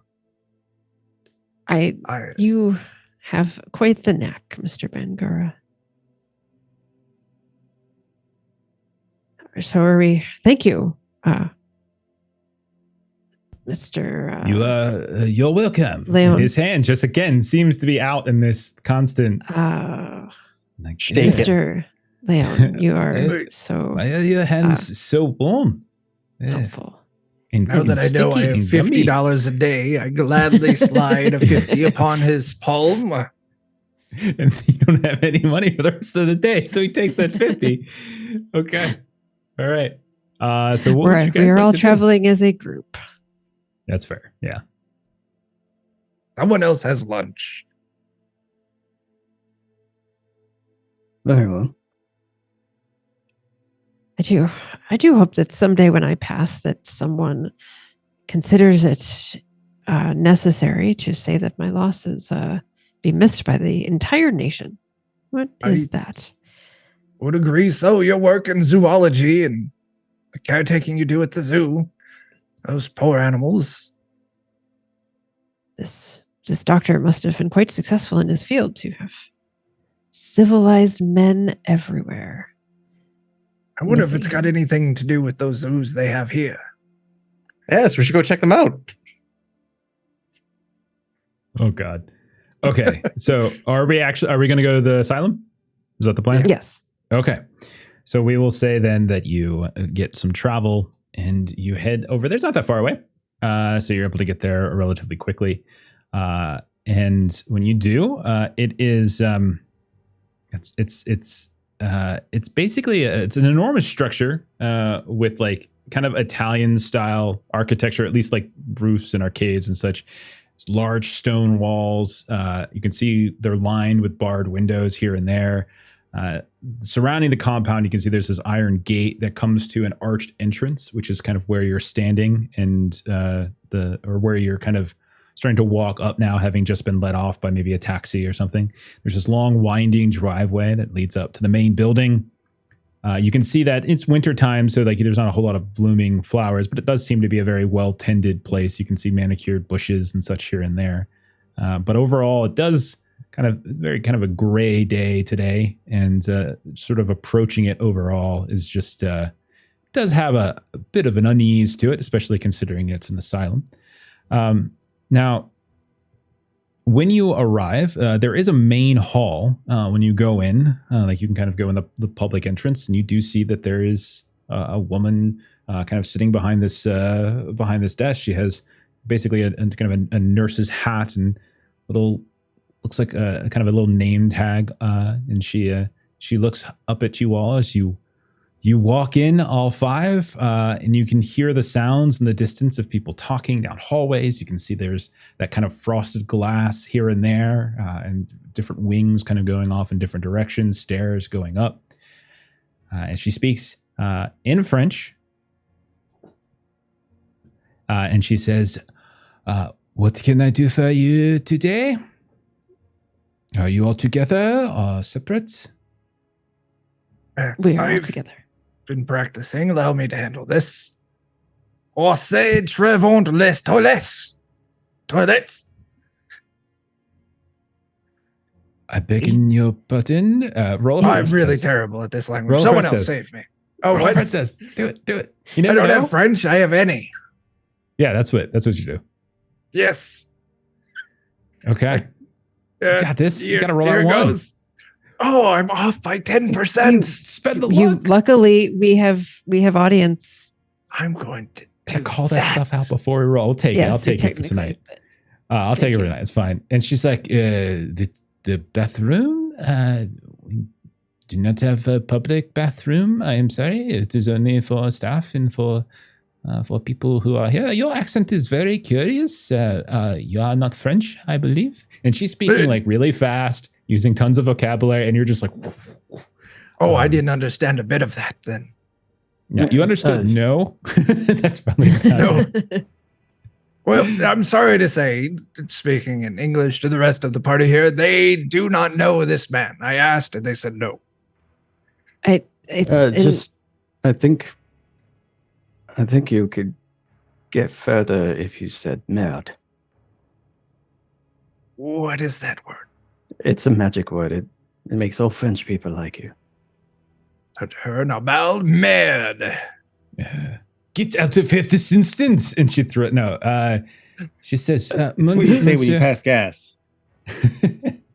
Monsieur, I am very busy. If you have something that you wish to say, if you are here to visit a patient, whatever it might be, please state your business. But otherwise, I must return to my duties. Is this still in French? Yeah, I mean, Joseph and Pema are there. Yeah, we're understood translating. almost all of it Yeah. at this point. Yeah. Yeah, What's that? like we're translating to make sure that everybody can get involved in the conversation. Okay. I'm going to assume that like patient privacy isn't what it is nowadays. So Pema's going to try going a little. We're actually, as you can tell, we're not native French, but we're doing some research because she has some papers from the university in London to kind of, and it was intended to help her get into the French library. but she wants to try to use it to kind of make this look official, that we're kind of doing some research. And so we kind of need some information. I see. Okay, roll. Okay, roll. I won't make you roll French, but I find that kind of irritating. I do that all the time. You can roll a persuasion test. You can roll. I think that sort of makes sense. I will give you a bonus die since you're actually showing like official documents to suggest that you actually are doing something of research, but you still will need to roll that. Other people can try to lend aid. Now, by the way, bonus die in this game, it's not just one. You can actually get more. So if other people are actually trying to contribute in a way to help her, it's possible she could get a second or a third as well. So if anyone wants to contribute. Anyone going to help me out? Otherwise, I got a 10% in persuade. So I've done my damage. I'm setting this out. Well, you know, if you could be so kind as to take pity on us, we are severely out of our element. Perhaps there's some way we can return the favor. Okay, Pema, since Cillian is trying to put on the charm, it's less effective when it has to come through a translation, but it's nonetheless, he's helping as well. He's being presentable and friendly and kind. Heavily into body language. Exactly, yeah, like leaning on, doing the classic thing. Yeah. I'll give you 2 bonus die. So go ahead, Pema. All right, so it's going to be 40. So I'm going out of 40 to an audience and then 2. What? Okay. Sorry, I'm starting at 10. Okay. And I'm getting 10 from Cillian? No, that's a bonus die, meaning an extra D10, an extra tens die. Okay, got it. Okay. So basically roll 1 single digit D10 and then roll 2 D100s. Or 3 D100s, excuse me.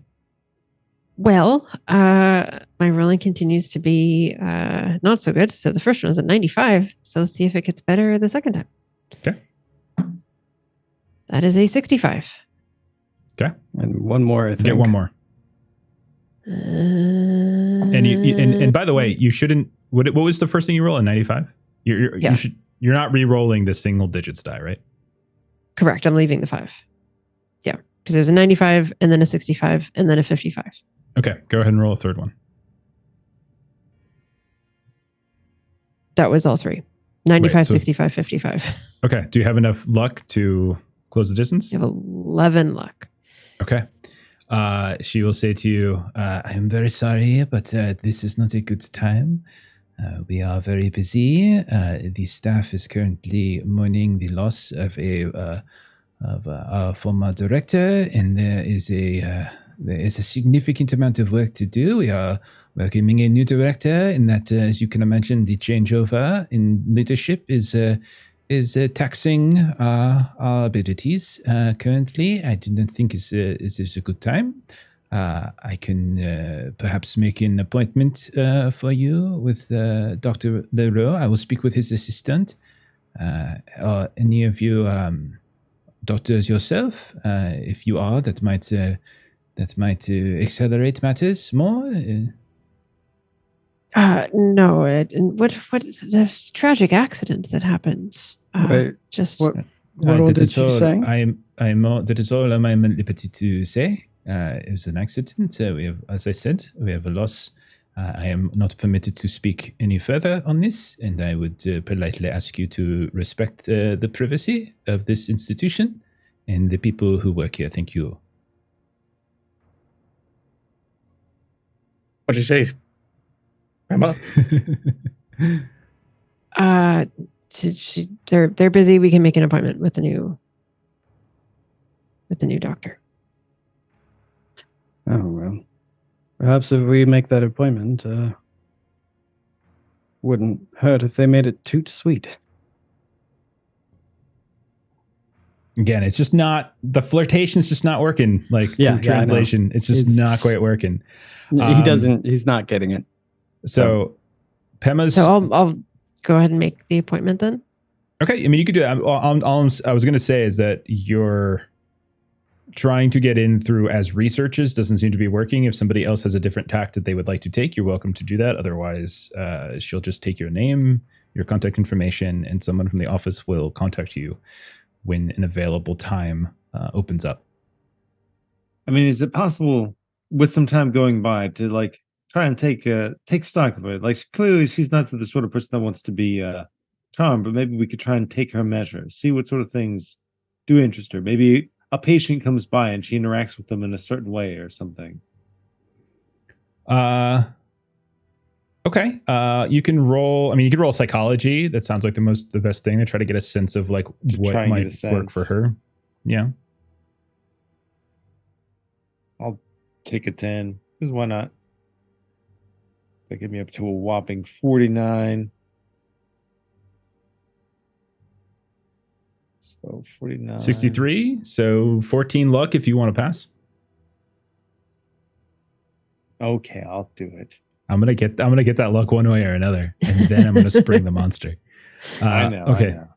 So I would say if you're kind of waiting around a bit, it's not even so much as she's the way she's, interacting with the patient or other staff. It's just, you definitely get the sense that she's very busy. And in some ways she's very cranky. Joseph, you also, I would say because specifically you are French, you overhear an interaction she has with one of these other staff saying how she so busy with all this paperwork. I could not even get breakfast this morning. I'm so terribly. I want to have a break, but there is no one to relieve me, and I am stuck here. So you get the sense that she's like very cranky, very upset. She's on the clock, but she doesn't want to be there any longer. And she can't get away. And every time she tries to ask somebody else for help, they're just unwilling to help. So bribery might be a way about this. Seems to be the case. Did someone say my name? I'm sorry.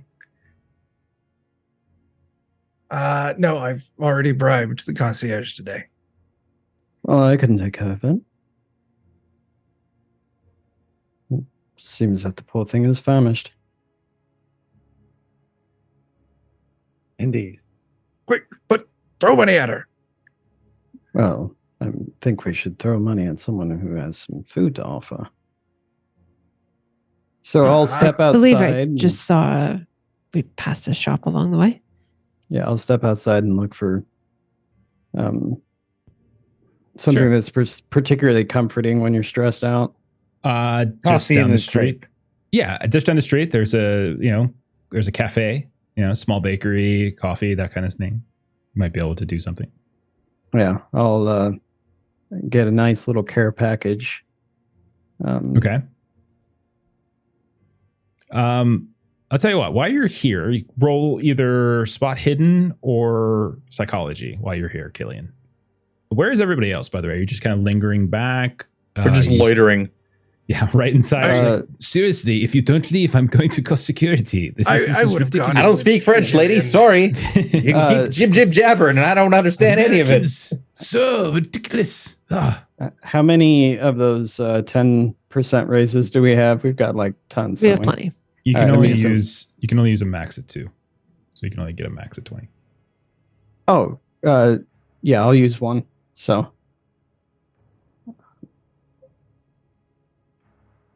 I did it with that.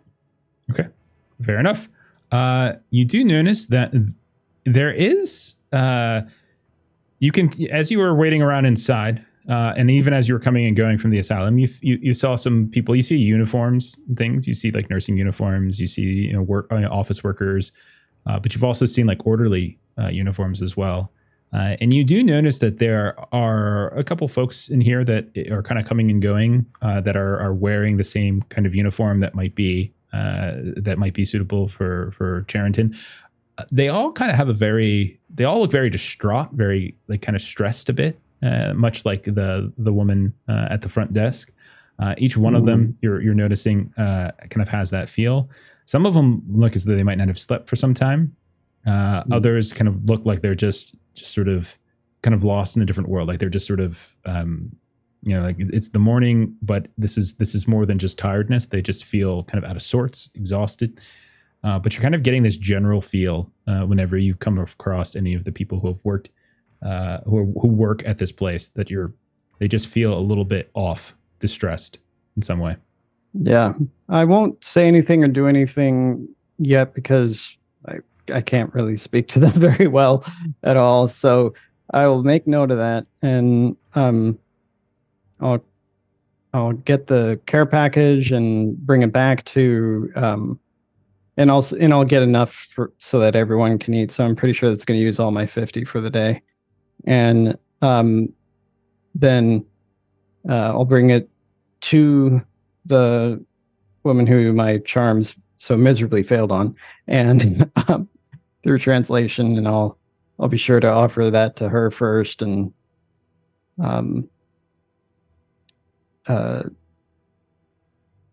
yeah, and then Okay. see how she reacts. Go ahead and roll a charm test, and you can take a bonus die since you're bringing her food.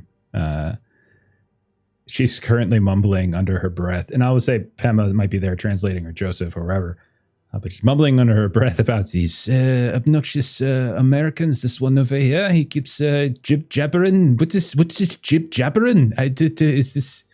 I didn't. We do not have this word in France.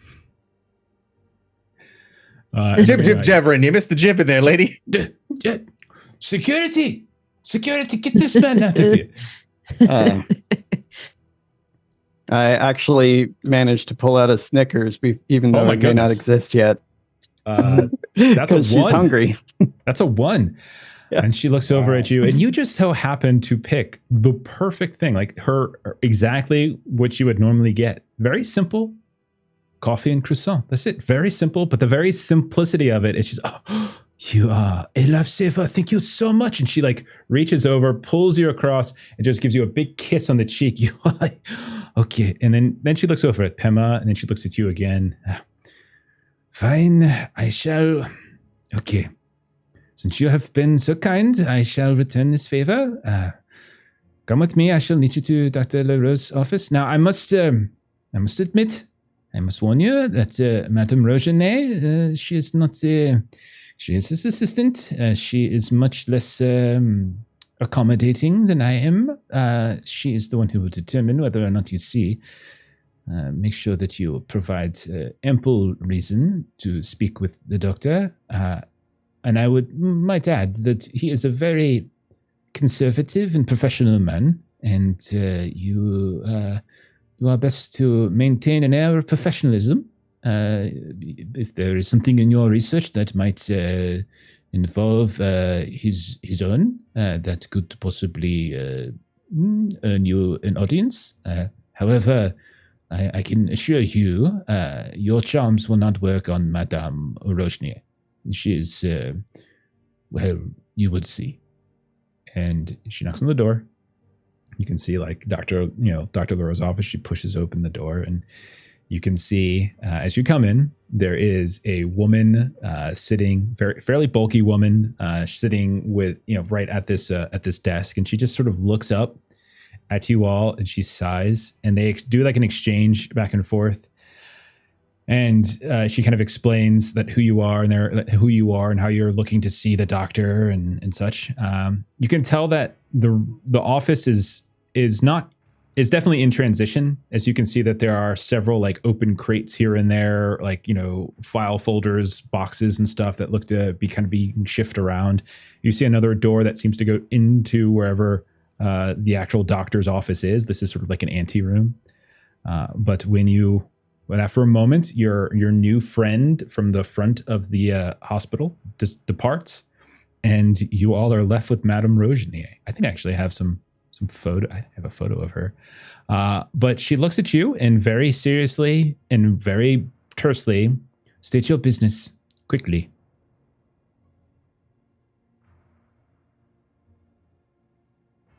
Okay, go ahead and leave. I don't think this is all in French as well.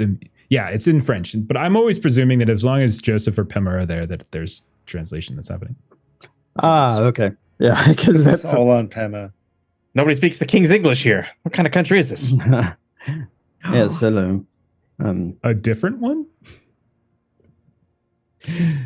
We came to inquire about Dr. I don't know how to pronounce that. Adam, I forgot how to pronounce it. Etienne W. Yeah. There's the deceased one was Dr. Etienne, but then the one that's that's actually in the office is Dr. Leroux. Okay.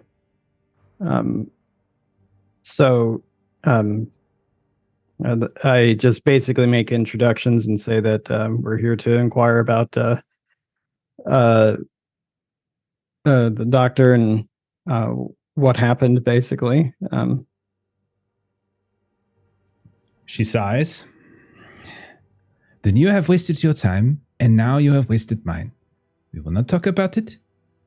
You can leave now. Goodbye. And that is like the extent of it. Perhaps we might not actually need to speak directly with Dr. Leroux, or trying to gather some information that might just be records that perhaps could be shared. And so kind of Pema will go into the whole spiel about, kind of the papers and the research, and, we're here from London. But what research are you specifically looking to glean? You've gotten completely shut down twice whenever you've asked about the deceased doctor. So what is it you're trying to say here, and what is it you're trying to acquire? While you think about that, I'm going to say those that aren't talking right now, so Killian and Pema have been talking. I'll let Joseph, Grigori, Reginald, the three of you can make a spot hidden test if you like. But I would make Grigori and Reginald, you're going to need to make a hard success. And I'm only doing that because it's like the labels are in, and of stuff around here. Most of the stuff's in French. Very well. I did it. Okay. I think 2 stars means yes. Yes, you're good. Yes. Okay. Joseph, you're probably busy occasionally trying to help translate here and there. Maybe you're kind of distracted. But Grigori, now you have been working on your French. I have. Not only that, you did briefly see the article from this morning that was handed to you. You notice as you're looking around that there are these crates as you're kind of waiting for Pema and Killian and Joseph to try to figure out a way to talk to this guy. You do notice that there are some crates, and these crates, a couple of them actually, one in particular looks to be like partially open. There's like this kind of chipboard covering that's slid off to the side, but you notice that it specifically says E del Plus, like the name of the guy who died. Events 1923. So like meaning it's like it seems to be like referencing to like this year because it's 1923, but specifically it seems to like reference like it's some of the guy's things. Like, and not only that, but it actually looks like there's somehow there's like a journal you think in there, like maybe a series of journals that are all kind of stacked together, but like the most recent one seems to be up on the top. Very well. I see this, and I am going to look over at Mr. Tidwell and Mr. Abernathy, and I'll be like, I'm gonna eat like that right there, right there. Give me a distraction, boys.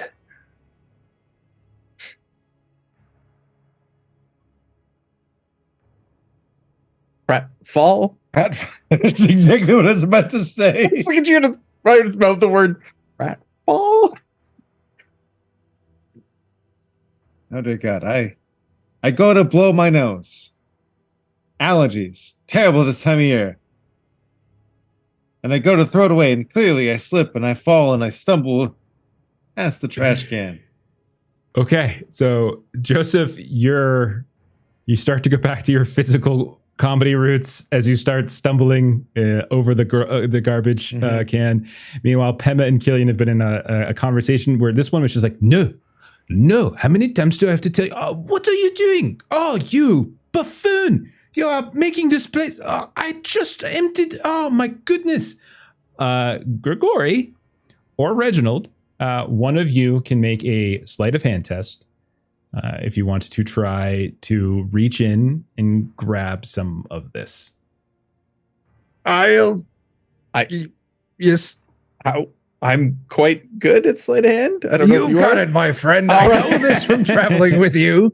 I was about to point at you like, you take Success. That's good. I was just going to grab the box and run. I think Muted. Who's muted? Sorry, I am. You reach in, you grab what you can grab, and you just sort of tuck it underneath your jacket, like maybe in your waistline, and let your jacket kind of cover it in the back. And yeah, you can. And so at this point, like she's yelling, and finally she's just had enough. That's it.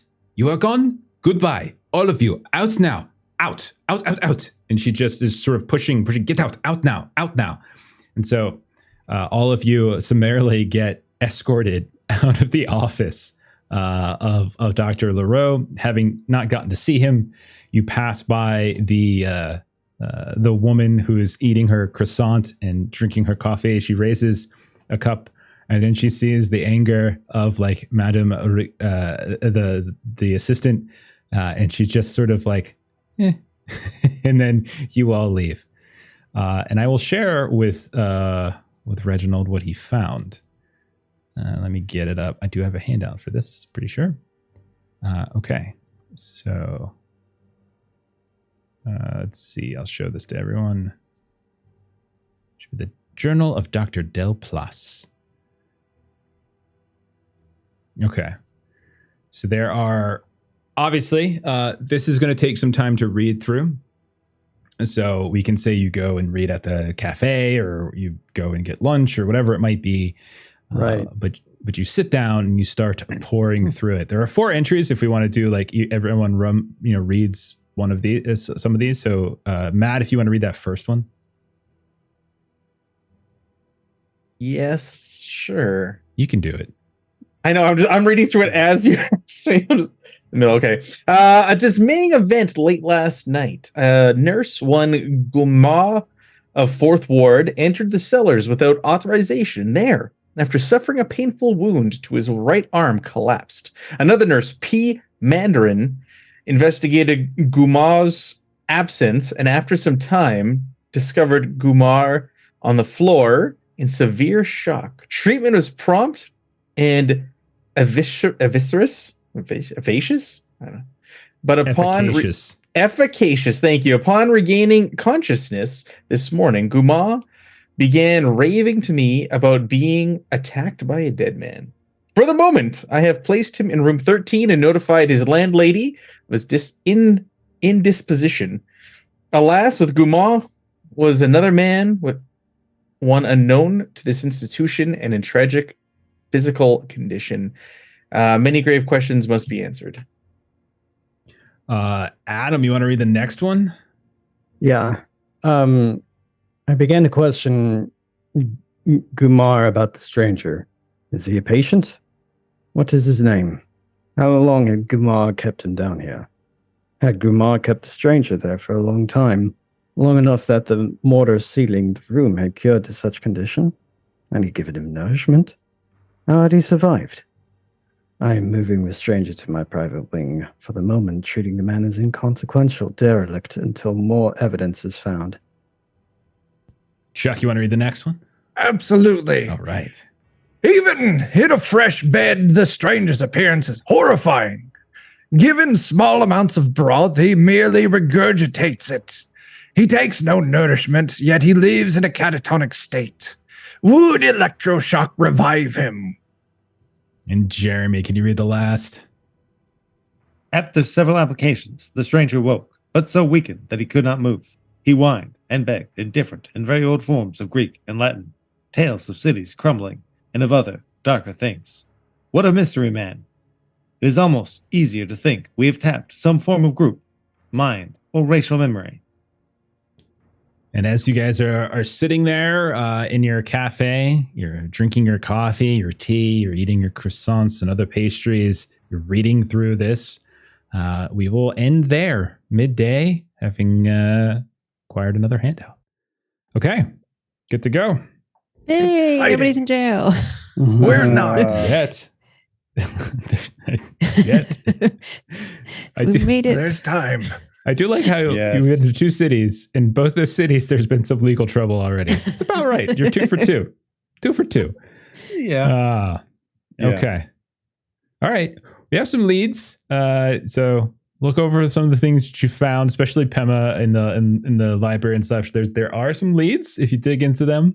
They are there, but you have started to pull on one of the threads. But there are others as well that we might be able to dig into at some point. But why don't we go ahead and do some closing plugs, and then we'll get out of here. So, Jeremy, tell us about this Patreon. Yeah, Aaron Reese on Patreon. If you got comics, maps, tokens, other fun assets, check it out. Fantastic. Chuck, what's going on Defenders? Yeah, so Wednesday, we're doing some Alien, All Fear the Ishtar. Jeremy and Jeff are hanging out for that. Friday, we should be back to America. That's Dungeon Crawl Classics in the American post-apocalyptic fun times. And then I have no idea what Saturday is. Okay, right on. Oh, it's something with Adam. That's it. Well, Adam, you want to tell us what that is and other things going on with Grim and Perilous? Yeah. So first off, what I want to talk about is an amazing adventure written by the one, the only Chuck. And it was released a little bit earlier, but it is now available on print on demand. So if you want to see what an entire village ran by children looks like, particularly children that have the mind of an author like Chuck, then it's a good time. You should check it out.